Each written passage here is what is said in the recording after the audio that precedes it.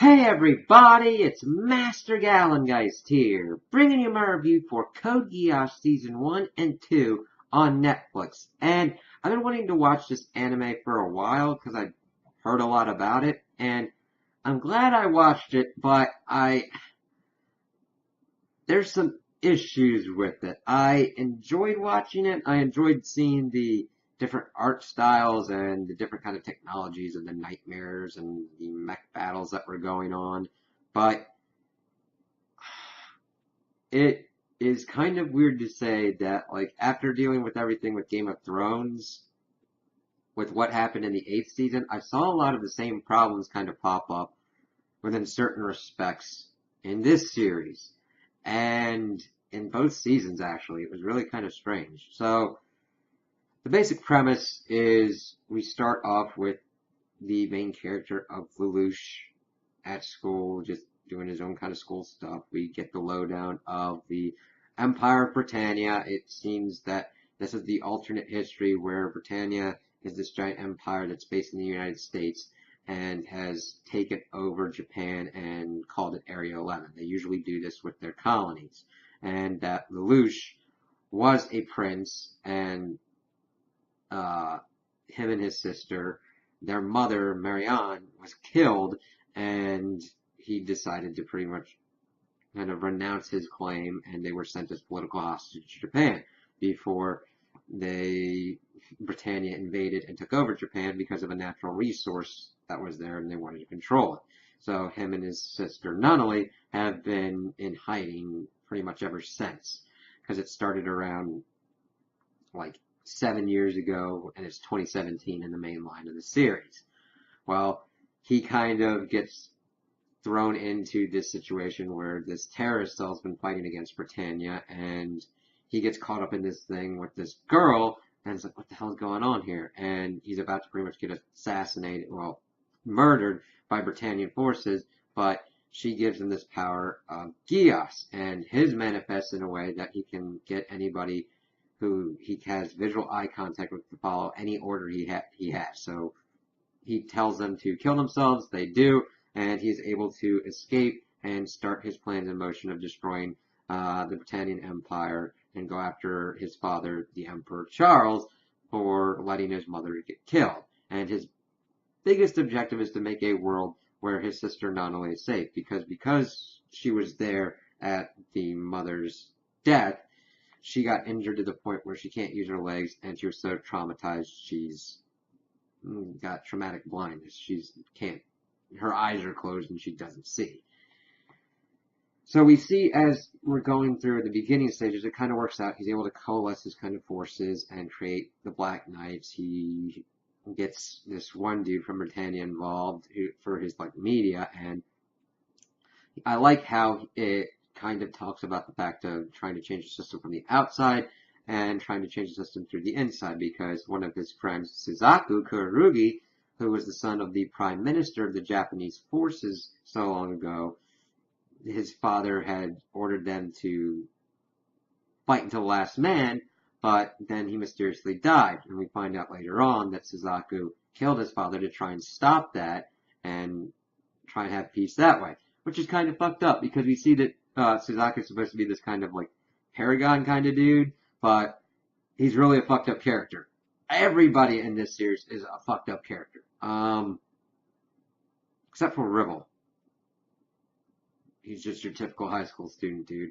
And Shirley is just problematic of not her character per se, but what goes along around her character. She's mainly a plot object,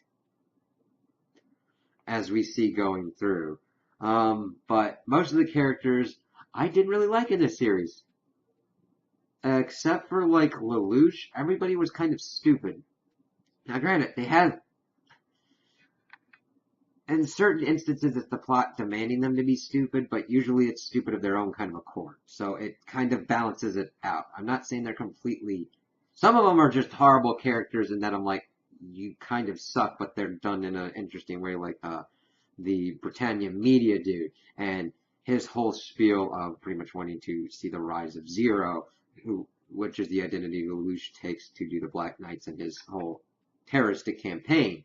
But Suzaku Kurugi's trying to change the system from the inside, being an honorary Britannian and rising up in the ranks and trying to do it throughout the system. And the thing is, I kind of agree with some of his views, but he's like, oh, I'm going to try and do it throughout the system. But the system actively has discriminatory practices against 11s and makes sure that they can't call themselves Japanese and just always beating them down.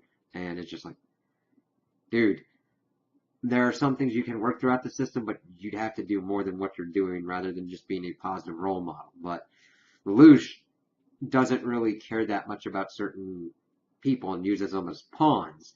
And we see that, in effect as he's trying to coalesce all his forces and eventually gets to a point where he is responsible for the death of Shirley's father. Now, Shirley's important as another kind of romantic kind of character.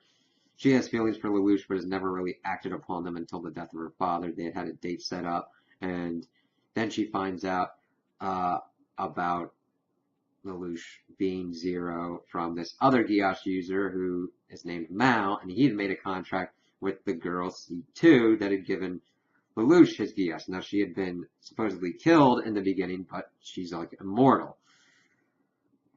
He, of course, engineers a situation, pretty much having to a point where Shirley's essentially gone insane from all the information that she's acquired. She had actually shot someone to protect Lelouch. And his whole thing was to use his Geass to make her forget, but she still went to the same school. It was a weird kind of thing. There was other kind of ways that Lelouch should have been able to kind of fix that, but they kind of just kept the character around until the second season when her death would actually be used for kind of the same thing that it could have been used for here. It was just problematic. I'm like, okay, Lelouch is smart, but yet he doesn't. She had been in the school for so long and is part of the student council, which that promotes some funny things. I prefer this student council slice of life portions of it just because it doesn't have to deal with like the crazy shit going on.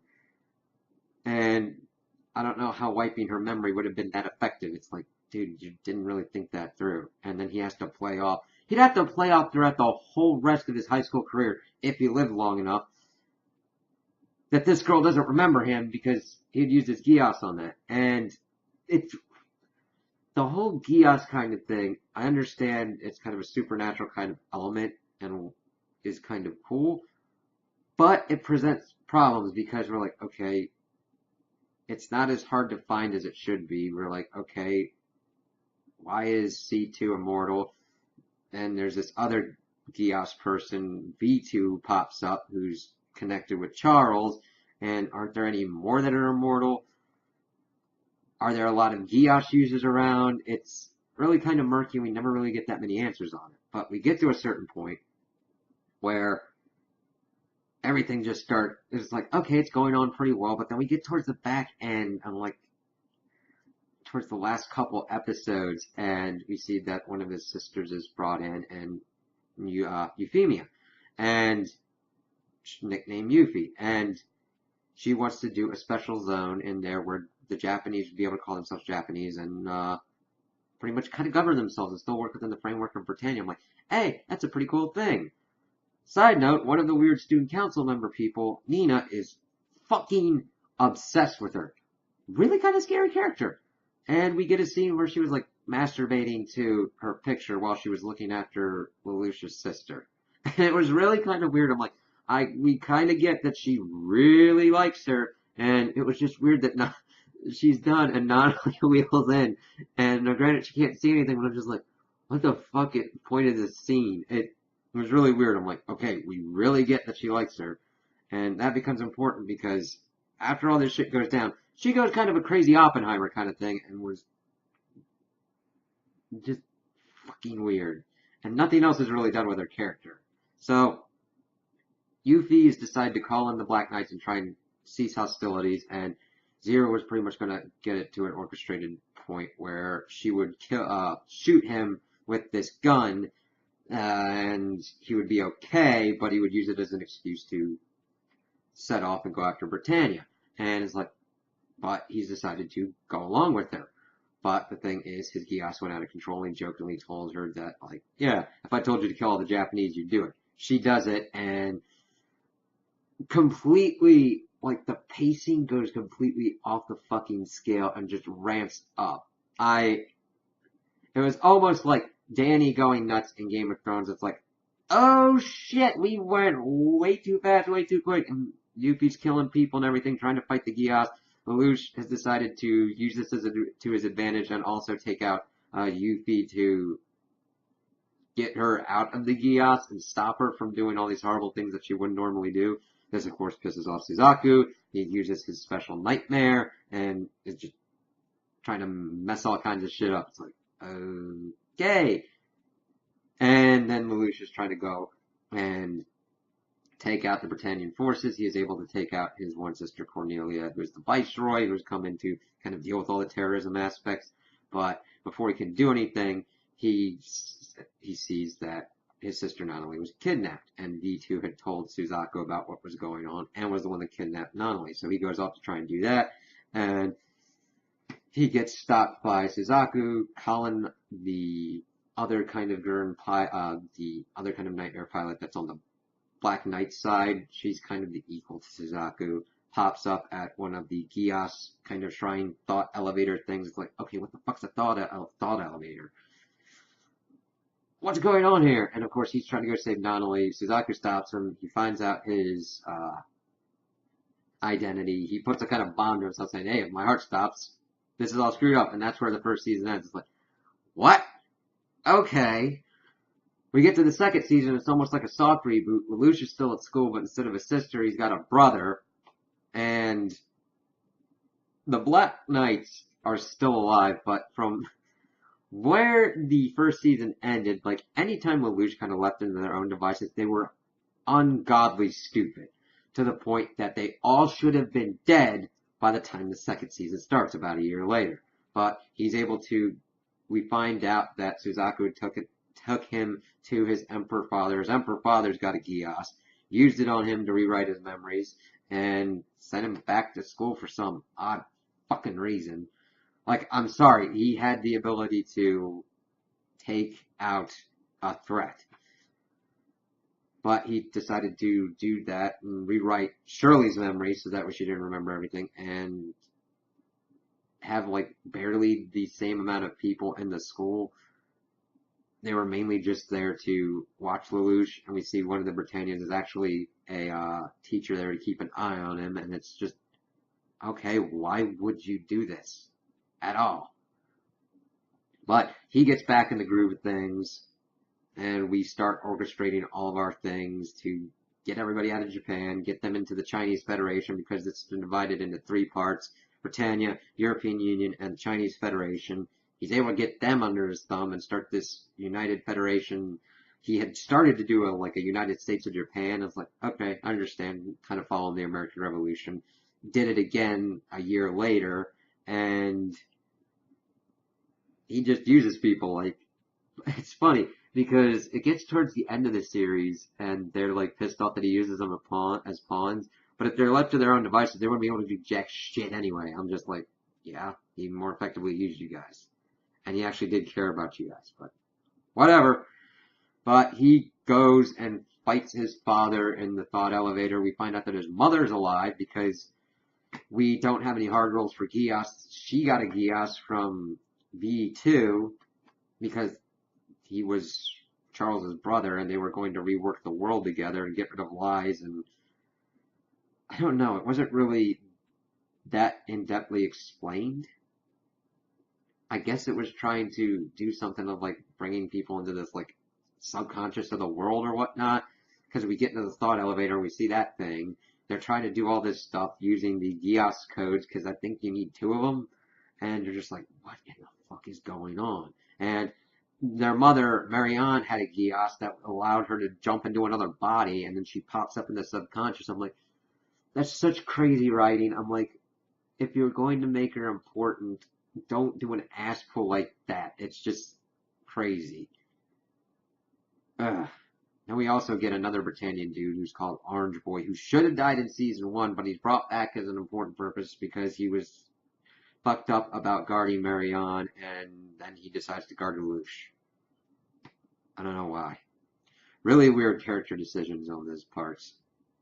Because it also gets screwed up because uh, the Nina chick decides to build essentially a crazy nuke that's not a nuke, but can do as much devastation, and she was going to use that in the first season to kill Zero.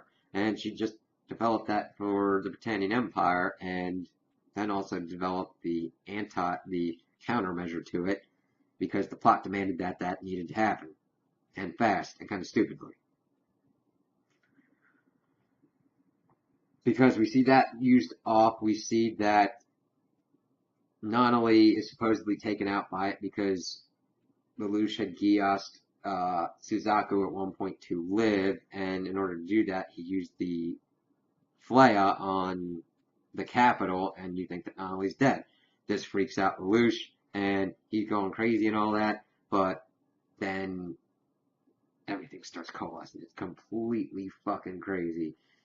He was able to defeat his mother and father in the thought elevator, and he was able to do that because he Geassed, like, essentially the god portion of it. In my opinion, he essentially used an administrator code to fucking delete his mother and father because he didn't want that world for him. He teams up with Suzaku, and they decide to do this Zero Requiem thing. And we see that all the forces have coalesced. He, of course, was betrayed by the Black Knights because Schneisel, his other brother, who's in line and decided to want to take over, and essentially institute the same kind of plan as their father, which was kind of crazy. I'm like, okay, we've already dealt with the father essentially trying to do his own kind of control of the world, and now because we dealt with that thing, we have to institute Schneisel doing essentially the same thing with the Sword of Damocles, a floating platform that can just nuke anything at any point to institute world peace.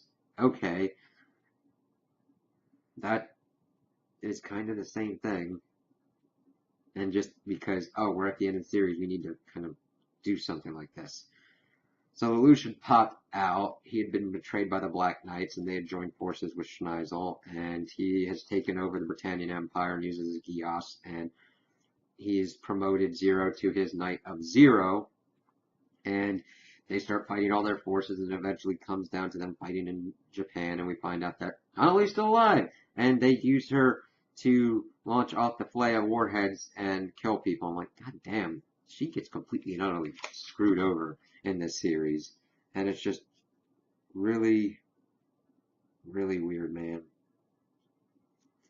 But Zero is able, well, Lelouch is able to get on there. He uses Geass to control Schneisel. He uses Geass to get the control from Nonali, and pretty much rules the world with an iron fist for like 2 months before we see that Zero pops back up. He's about to execute the rest of the Black Knights, but Zero pops up and kills him. His whole plan throughout the series, well, not throughout the series, but towards this end stage with the Zero Requiem, was to get everybody in the world to hate him, and then have Suzaku turn into Zero and kill him. And it just really shows my issues with the plan more fall into the technicalities of it, not and arguing the moralities of what's going on, because Suzaku really isn't a hero, and he's got to like kill Lelouch and technically himself and become Zero for the rest of his life to protect Nonali, who's now the Empress, and she just kind of wanted her brother to live with him, live together in peace, and this doesn't really create this kind of peaceful world. It's the same kind of three things, like Charles was trying to manipulate people into a world peace, so was Schneisel, and Lelouch has done the same thing. Except this is emotional manipulation to get everybody to hate Lelouch for all of these horrible things and essentially do a devil kind of thing. Problem occurs in that once people get far enough away from this devil kind of character of evil Emperor Lelouch, what's to keep the peace then? I mean, Suzaku can't live forever unless you gave him a Geass kind of code thing to do, but that doesn't go into effect. Also, it doesn't make sense that they wouldn't figure out that this is a different Zero. I mean, Kalen was trying to do that, and you're like, oh no, that's really Zero, when they'd never seen Zero act like that or be that athletic. And, by the way, it jumps forward and everybody's at peace, and she's still going to school, even though she's essentially committed terroristic acts, and evidently that was supposed to be all put off on Zero and Lelouch, well, put on Lelouch, and I'm like, she did shit that she needs to kind of answer for. Now, granted, she was trying to fight for her homeland, but that's the whole kind of point. You know, she needs to be judged for her actions. Putting it all on the one person's kind of a really weird thing, and not really as justice-like as possible. Ugh. So let's see here. I had a lot of notes. I'd kind of really delve more into what's going on, but you would think that Lelouch would try and find other ways, because this is kind of the worst kind of case scenario plan to kind of go through, because people would kind of forget about it, and you're kind of emotionally manipulating people into it. It would be better if the world peace was chosen by people. You're essentially kind of doing what his other family members were doing and kind of taking free will out of that equation.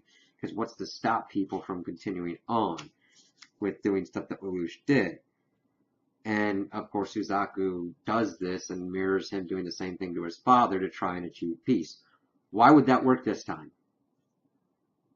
Just because everybody hated the person that was killed? That's kind of weak. You know, I don't think it would work the same way that he would think it would be. Let's see here.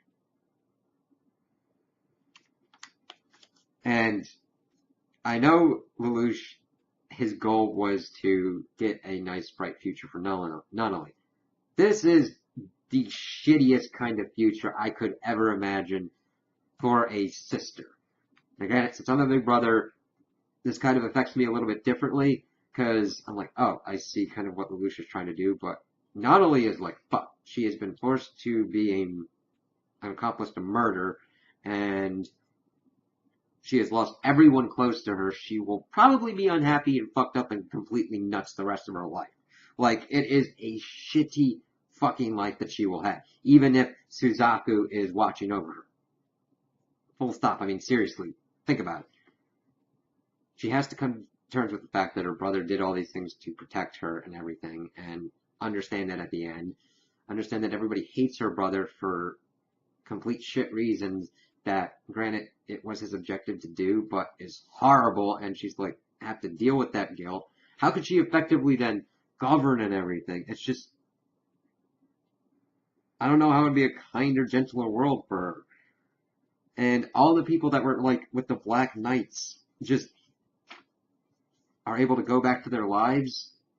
I mean, granted, that kind of works out in a certain way, but certain of them did a lot of fucked up shit. And are stupid. Let's see here.